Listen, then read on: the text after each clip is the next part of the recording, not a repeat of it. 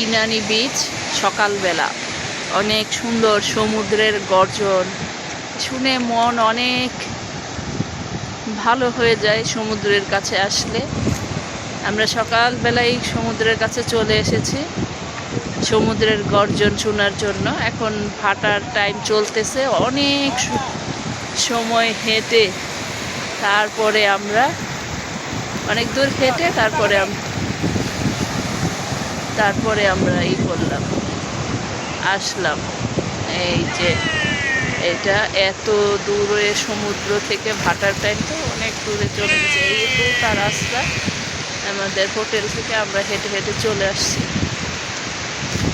সকালবেলার সমুদ্র দেখার জন্য এবং সকালবেলার যে মিষ্টি রোদ আছে সেটা উপভোগ করার জন্য।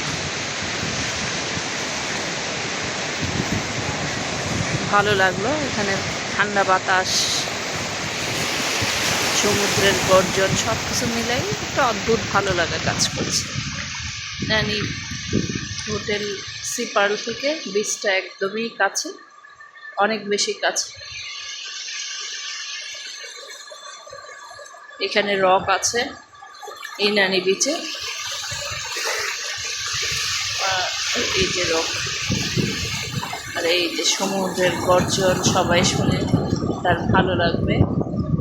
ওই যে আমার মেয়ে আর তার বাবা দুইজন বাড়িতে নেমেছে।